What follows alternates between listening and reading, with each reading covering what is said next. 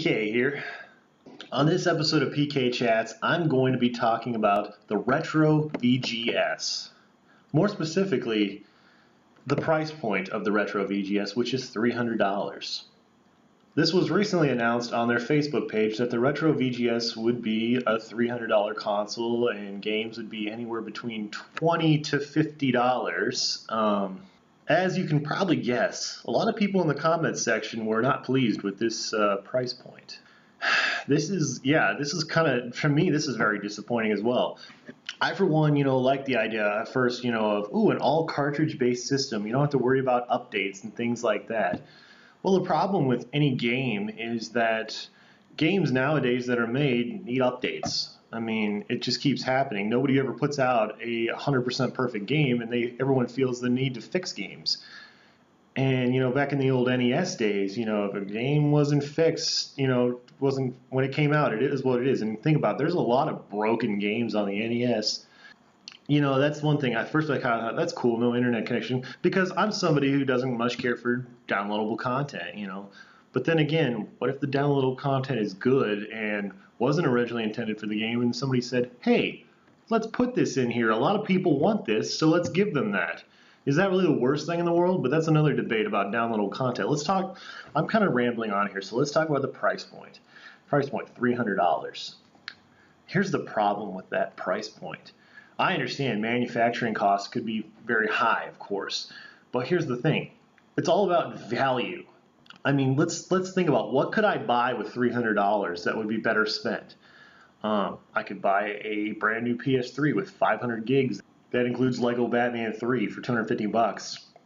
I could download Shovel Knight. I could download Pure Solar, which are games that I guess are going to be on the retro VGS. So it's like I'm already ahead there.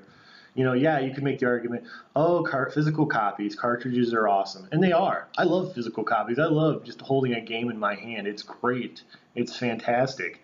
At the same time, it's more expensive, and that is a problem for a lot of people, And, because, look at this economy right now. I mean, that's just the truth of things. The economy isn't perfect, and different gamers have different levels of budgets. You can't predict what's going to happen, But my point is, this is kind of a very high price point, and it's a surprisingly high price point considering a lot of other systems, and their logic is that, hey, this, we're trying to not cut costs, and give people as many options as possible, and that's great and everything, but is it really worth the price? That's what we really have to ask ourselves. Is it worth the price to us? Sure, I can criticize the Retron 5 for a couple of things. One, not anywhere near 100% compatibility, and that's frustrating, but it still gives you a ton of games, at least. There's a ton of games you can play on that thing compared to what you're going to be able to play on this retro VGS. And two, they stole emulator code, which at the end of the day, no one gives a crap about. But, it's a cheap, that's a cheap system, It's between anywhere from a $120 to $160 system, And the thing that's good about that system is you can use an SD card and you can update stuff. Because sometimes things need to be updated. A great example, Pure Solar HD. I have that game downloaded on the PS3, and I hadn't played it in a really long time. And recently I played it. And the first thing it wanted to do was update stuff. So apparently they found some type of glitch, whatever it was, and they wanted to fix it. This console, from what I understand, that could all change down the road, is that if you put a game in there and it's not perfect, well, too bad. It is what it is, which I guess encourages developers to put their hardest in there. But what if they wanted to add something later? I mean, look at Shovel Knight. They've added all kinds of, they added Battletoads to the Xbox One version, like a segment with Battletoads. Somebody who's got the retro VGS, they don't get that. They wouldn't get that anyways, but you know what I'm saying? There are so many more consoles out there. Let me go back to the PS3 for a second. Not only could I do all those things, it plays all kinds of streaming services, whether it's Netflix, Hulu, Amazon Prime, Crackle, Popcorn Flicks, whatever, for digital streaming videos. Then you have, and also it'll play music, play Spotify. You can play Blu-ray discs, DVDs, CDs, PS3 games. Heck, my older PS3 is backwards compatible with PS1 and PS2 games. I mean, it's a great value compared to that. The only way I can see justify buying the retro VGS is I can see two reasons. If this retro VGS has exclusive games, not just, those indie titles with a retro feel.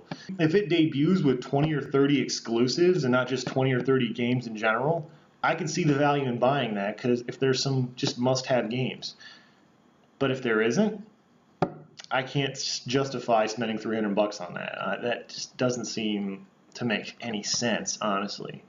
Or if you're just really, really into cartridges and just hardcore cartridge, I only play games on a cartridge, okay, more power to you. But, the price point, it's kind of like, wow, for another $200 on $300, you could be buying that, what was that NES that they came out with a while back that, was made of metal or something? I don't know. But there was somebody came up with like a $500 NES or something that like upscales to HD. I don't remember. It's been a while since I thought about that. Another argument also they made was the fact that, a lot of indie developed games, require like at least 1 gig of memory, so that was another, they said, oh, we could make a smaller console, and it could play a lot of these, some of these games, but wouldn't be able to play them all because if they had to, cut costs in manufacturing. That's true. But for that kind of money, for $100, you can buy a brand new 2DS.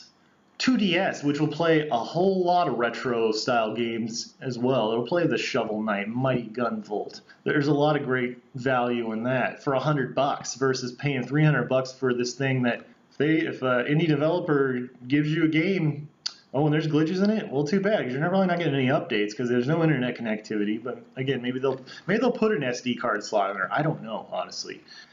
I'd say that's all the time I have for today for this episode of PK Chats. If this is your first time watching any of my videos, I'd love you to become a subscriber, like or dislike, all comment below if you want. What are your thoughts? Do you think we should pay $300 for this thing?